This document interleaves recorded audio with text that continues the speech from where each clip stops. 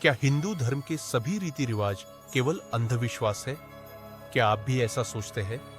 तो ये वीडियो आपके लिए है। अगर आप किसी विधर्मी को तार्किक उत्तर देना चाहते हैं तो भी ये वीडियो आपके लिए है। और अगर आप चाहते हैं कि आपके बच्चे आपसे पूछे हमारे रीति रिवाजों के पीछे कौन सा विज्ञान है, तब आप इधर उधर मुंह न तके तो भी ये वीडियो आपके लिए है। हमारे धार्मिक रीति रिवाजों को अक्सर कुछ लोग, खासकर तथाकथित लिबरल गैंग, अंधविश्वास कहकर पेश करते हैं। इसका सीधा असर हमारे नौजवानों और बच्चों पर पड़ता है। धीरे धीरे उनके मन में हिंदू धर्म और अपनी परंपराओं के प्रति सम्मान खत्म होने लगता है। लेकिन सवाल यह है, क्या सच में हमारे संस्कार और परंपराएं सिर्फ अंधविश्वास है, या फिर इनके पीछे छुपा है गहरा वैज्ञानिक और तार्किक आधार? दोस्तों, आज हम इसी सवाल का जवाब खोजेंगे। हम पितृपक्ष को विज्ञान की कसौटी पर रखकर देखेंगे। क्या ये सिर्फ एक और ब्लाइंड फेथ है, या फिर पितृपक्ष क्या है? हिंदू धर्म में साल में एक बार भाद्रपद शुक्ल पूर्णिमा से लेकर आश्विन अमावस्या तक 16 दिनों का समय आता है। इसे कहते हैं पितृपक्ष या श्राद्ध पक्ष। इन दिनों में लोग अपने पूर्वजों को याद करते हैं। श्राद्ध, तर्पण, पिंडदान जैसे अनुष्ठान किए जाते हैं। मान्यता है कि इस समय हमारे पूर्वज सूक्ष्म रूप से पृथ्वी लोक में आते हैं और श्रद्धा पूर्वक किए गए कर्म स्वीकार करते हैं। लेकिन अगर हम इसे वैज्ञानिक दृष्टि से देखें तो हर कर्म, हर नियम के पीछे कोई न कोई कारण छिपा हुआ है। आइए अब इन्हें एक एक करके समझते हैं, एक एक करके समझते। वैज्ञानिक आधार, ऋतु परिवर्तन और स्वास्थ्य। पितृपक्ष हमेशा बारिश और शरद ऋतु के बीच आता है।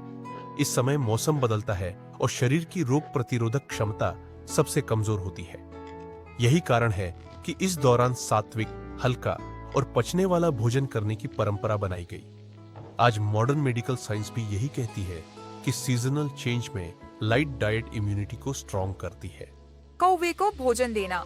हमारे यहाँ श्राद्ध में कौवे को भोजन कराया जाता है। कौवा सिर्फ एक पक्षी नहीं है, बल्कि नेचर का सफाई कर्मी है।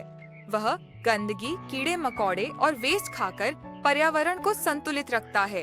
इसीलिए हमारे पूर्वजों ने उसे पूर्वजों का प्रतीक मानकर सम्मान दिया।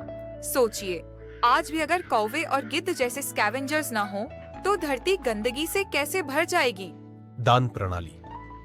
पुराने समय में जब फसल कटाई नहीं हुई होती थी, तब अन्न की कमी रहती थी।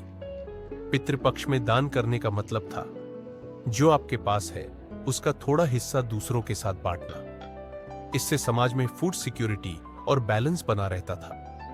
आज की लैंग्वेज में कहें तो यह था सोशल वेलफेयर और रिसोर्स शेयरिंग। यानी पितृपक्ष सिर्फ एंसेस्टर्स की पूजा नहीं, बल्कि एक सामूहिक फूड डिस्ट्रीब्यूशन सिस्टम भी था।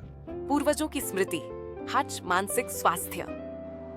मनोविज्ञान कहता है कि ग्रैटिट्यूड यानी आभार प्रकट करने से तनाव कम होता है और मेंटल हेल्थ बेहतर होती है। पितृपक्ष दरअसल ग्रैटिट्यूड का ही अभ्यास है। जब हम अपने पूर्वजों को याद करते हैं, उनके नाम से दान करते हैं, तो हमारे मन में अपनापन और शांति का भाव आता है। ये परिवार को जोड़कर रखता है और अगली पीढ़ी को अपनी जड़ों से जोड़ता है। अमावस्या और चंद्र प्रभाव। पितृपक्ष का समापन अमावस्या पर होता है।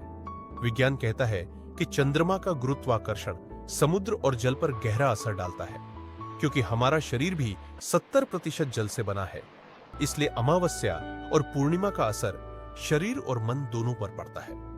इसलिए इस समय ध्यान, जप और उपवास करने की परंपरा बनी, ताकि मन स्थिर रहे और सेल्फ कंट्रोल बढ़े। जल अर्पण। श्राद्ध में तर्पण यानी जल अर्पण किया जाता है। जल अर्पण सिर्फ धार्मिक कर्म नहीं, बल्कि प्रकृति से जुड़ाव का प्रतीक है।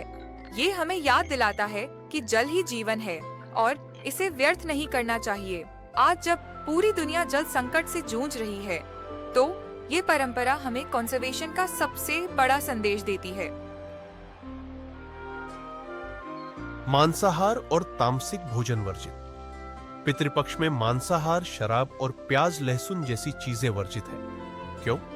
क्योंकि इस समय मौसम के कारण इन्फेक्शंस और बीमारियां तेजी से फैलती है। भारी और तैलीय भोजन शरीर पर अतिरिक्त दबाव डालता है। इसलिए एंसेस्टर्स ने स्ट्रिक्टली वेजिटेरियन और सैत्विक फूड को प्रमोट किया। आधुनिक रेलेवेंस। अगर हम इन सबको मिलाकर देखें तो पितृपक्ष सिर्फ धार्मिक अनुष्ठान नहीं है, ये हेल्थ साइंस भी है, सोशल साइंस भी है और इकोलॉजी साइंस भी। यह हमें सिखाता है 1. Health care through diet, 2. Ecology care through crow feeding, 3. Social care through donation, 4. Mental care through remembrance, 5. Resource care through water respect.